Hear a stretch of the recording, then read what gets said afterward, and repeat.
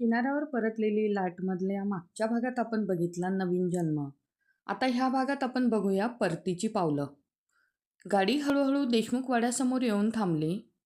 संध्याकाळ उतरत होती. आकाशात केसरी रंग पसरले होते. तुळशीसमोरचा दिवा मंद वाऱ्यात थरथरत होता. मोनिकाचं हृदय जोरात धडधडत होतं, कारण ती ज्या घरासमोर उभी होती ते घर तिचं होतं. पण आता ती स्वतःच तिथे परकी झाली होती. विजयने गाडीचं दार उघडलं आणि म्हटला, या. ती काही क्षण खाली उतरलीच नाही. तिचे हात थरथरत होते. विजयने शांतपणे विचारलं, घाबरता आहात तुम्ही? तिने हलकसं मान डोलावली आणि तो मंद हसला. म्हणाला, काळजी करू नका. आई खूप चांगली आहे. त्या शब्दांनी तिच्या डोळ्यात अश्रू आले. कारण रोहिणी तिच्यासाठी फक्त चांगली नव्हती, ती तिचं तुटलेलं आयुष्य सांभाळणारी स्त्री होती. रोहिणी दारात उभी होती. विजय तिच्याजवळ जात म्हणाला, आई, ही. आणि तो काही क्षण थांबला, कारण त्याला अजून तिचं नाव माहीत नव्हतं. मोनिकाने डोळे खाली केले. तिच्या ओठांवर शब्द आले, मी. पण मोनिका हे नाव तिच्या घशातच अडकलं. रोहिणी तिच्याकडे पाहत राहिली. त्या बदललेल्या चेहऱ्यामागचे डोळे पाहताच तिच्या छातीत काहीतरी हललं. तेच डोळे, तेच दुःख. आईचं मन अनेकदा शब्दांआधी सत्य ओळखतं, पण तरीही ती शांत राहिली. रोहिणी हलक्या आवाजात म्हणाली, आत या बाळ. बाळ? तो शब्द ऐकताच मोनिकाच्या डोळ्यातून अश्रू ओघळले. कारण चेहरा बदलला होता, पण मायेची हाक तिने ओळखली. घरात पाऊल ठेवताना तिचे पाय थरथरत होते. तीच भिंती, तेच अंगण, तीच तुळस. प्रत्येक गोष्ट तिच्या आठवणींनी भरलेली होती. भिंतीवर नजर गेली आणि तिचा श्वास थांबला.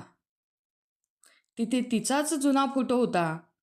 हसणारी मोनिका, सुंदर, निर्दोष दिसणारी. लगेच तिने तिने लगेच नजर खाली केली, कारण तिला त्या चेहऱ्याकडे पाहवत नव्हतं.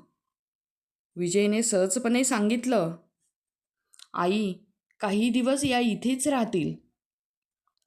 रोहिणीने फक्त शांतपणे मान हलवली.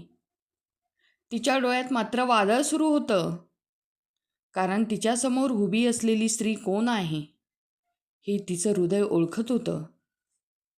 रात्री जेवताना मोनिका एकही शब्द बोलली नाही. विजय मात्र वातावरण हलकं करण्याचा प्रयत्न करत होता.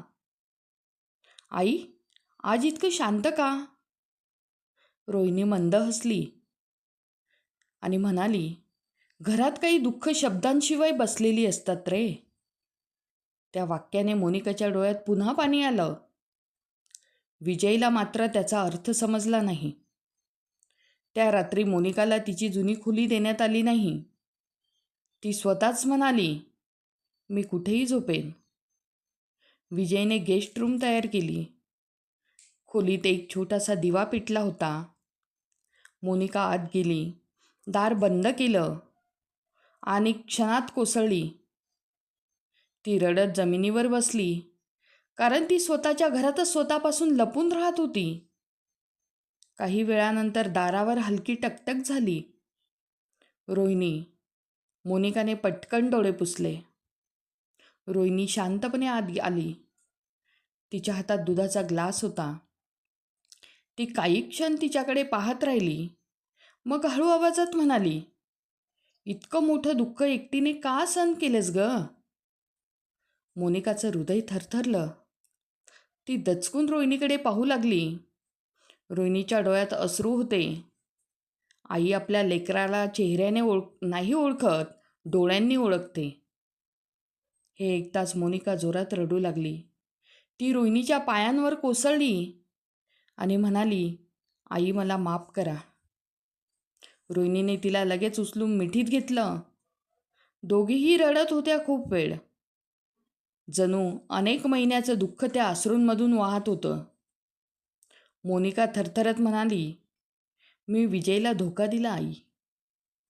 रोहिणीने तिचे हात घट्ट पकडले आणि म्हणाली, नाही.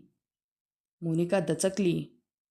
रोहिणी शांतपणे म्हणाली, धोका तो असतो जो माणूस अभिमानाने जगतो. तू तर अपराधाने मरून गेलीस ग. त्या शब्दांनी मोनिकाचं मन पूर्णपणे तुटलं. रोहिणीने तिच्या डोक्यावर हात ठेवला आणि म्हणाली, एक गोष्ट लक्षात ठेव. ती हलक्या आवाजात म्हणाली, प्रेमात चूक होऊ शकते, पण पश्चातापातही पुन्हा जन्मही मिळू शकतो.